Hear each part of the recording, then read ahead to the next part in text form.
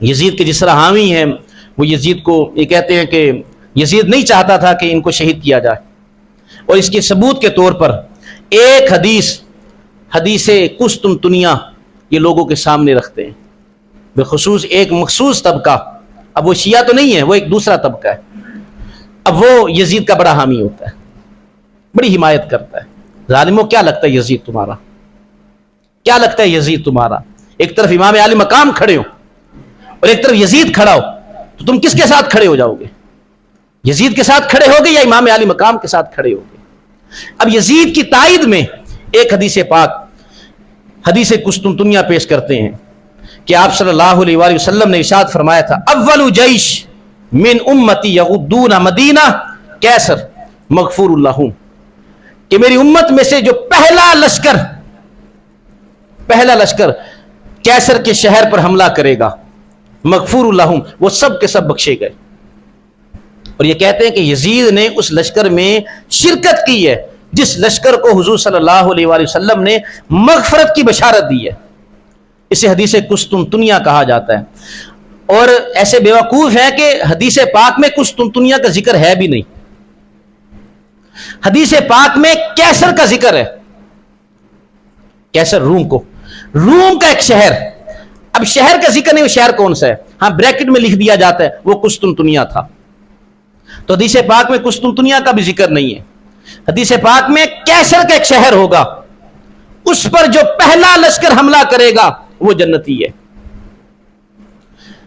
اب یہ کہتے ہیں کہ یزید نے اس لشکر میں شرکت کی ہے لہٰذا وہ بھی جنتی ہے۔ اب یہاں پر ایک مسئلہ سمجھ لیں، اگر کوئی شخص وہ زندگی بھر نیکیاں کرتا رہے اور اپنے لیے جنت کو لازم کر لے اور آخر میں آ کر اللہ کی حدود کو توڑ دے، کفر کا ارتکاب کرے، تو کیا وہ جنت میں داخل ہو جائے گا؟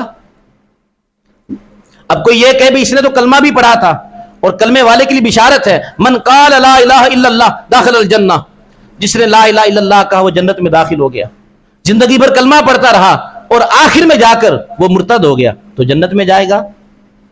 اس اصول کو بھی تو سمجھے نا، یہ بشارت اس کے لیے ہے کہ جو بشارت کا آخری دم تک حقدار بھی رہے۔ یہ تو اس نے تو آخر امام علی مقام کو شہید کر دیا، اہل بیت اطہار کو اس نے شہید کیا، نبی کو تکلیف دی، اور تم پکڑ اس کو جنت میں داخل کر رہے ہو۔ اگر پھر بھی کسی کو یہ ضد ہو کہ نہیں اس مغفرت کا حقدار یزید بھی ہے، اب وہ بھی سن لے کہ یزید جس لشکر میں گیا تھا وہ پہلا لشکر تھا ہی نہیں، اور مغفرت کی بشارت ہے پہلے لشکر والوں کے لیے، یہ سمجھتے چلے جائیں۔ جو پہلا لشکر حملہ کرے گا کیسر کے شہر پر اس کے لیے جنت کی بشارت ہے۔ اور پہلا لشکر کب گیا؟ امیر معاویہ کے دور میں سن 42 ہجری میں پہلا لشکر گیا تھا، یہ تو پہلے لشکر میں شریک ہی نہیں تھا۔ اب بتائیں، اب بشارت سے اس کے حق میں ڈالیں گے؟ اور یزید جس لشکر میں گیا تھا وہ 8واں لشکر تھا، اس سے پہلے 7 لشکر کیسر روم پر حملہ کر چکے تھے، اور حضور کی بشارت حدیث کے لفظ ہیں اول جیشن، جو پہلا لشکر حملہ کرے گا۔ پہلا لشکر گیا سن 42 ہجری میں، دوسرا لشکر سن 43 ہجری میں گیا، اور اس کے کمانڈر تھے بصر بن ابی ارطا رضی اللہ تعالیٰ عنہ۔ تیسرا لشکر گیا سن 44 ہجری میں، اس کے کمانڈر تھے عبد الرحمن بن خالد بن ولید۔ اور اس کے بعد 5واں لشکر گیا سن 46 ہجری میں، جس کے کمانڈر تھے مالک بن عبداللہ رضی اللہ تعالی عنہ۔ 6واں لشکر سن 47 ہجری میں گیا۔ 7واں لشکر 49 ہجری میں گیا۔ یزید 8ویں لشکر میں گیا جو کہ 50 ہجری میں ہوا۔ اب وہ بھی کیسے گیا وہ بھی سن لیں۔ امیر معاویہ نے لشکر تشکیل دیا اور یزید سے کہا اس کی کمانڈ کرو اور کیسر روم پر جا کر حملہ کرو۔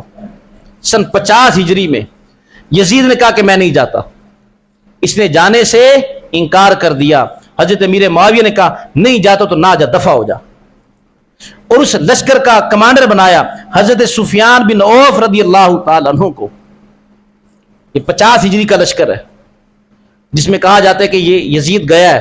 پہلے نہیں گیا تھا, اس نے انکار کر دیا میں نہیں جاتا. تو حضرت امیر معاویہ رضی اللہ تعالی عنہ نے سفیان بن عوف کو کمانڈر بنا کر ان کی قیادت میں لشکر کو بھیجا.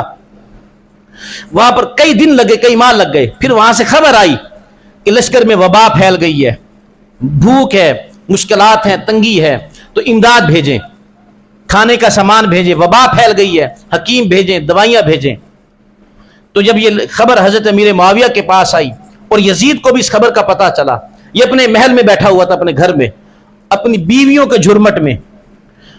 تو دائیں بائیں خواتین بیٹھی ہوئی تھی اس کی بیویاں. اس کے پاس جب یہ خادم خبر لے کر آیا کہ وہاں سے خبر آئی ہے کہ وہاں پر بیماریاں پھیل گئی ہیں, مشکلات ہیں, تنگیاں ہیں, تو اب اس نے اشعار کہے. ان کا مفہوم یہ تھا, اس نے کہا اچھا ہوا نا میں نہیں گیا, مجھے بھیج رہے تھے, میں نہیں گیا. اب دیکھو وہ مشکلات میں ہیں, بیماریوں میں, تنگیوں میں, شکر ہے میں نہیں گیا. اب یہ خبر آ گئی حضرت امیر معاویہ کے پاس رضی اللہ تعالیٰ عنہ کہ یزید اس بات سے خوش ہوا ہے کہ وہاں پر وبائیں پھیلی ہیں, بیماریاں ہیں, مشکلات ہیں, بھوک ہے, اور شکر ہے میں نہیں گیا. تو حضرت امیر معاویہ نے زبردستی یزید کو بھیجا. کہا بدبخت, تو خوش ہوتا ہے اس بات پر, اب میں تجھے بھیجتا ہوں, جا وہاں پر جا. تو باپ نے زبردستی یزید کو بھیجا اور انہوں نے پکڑ کر جنت میں داخل کر دیا.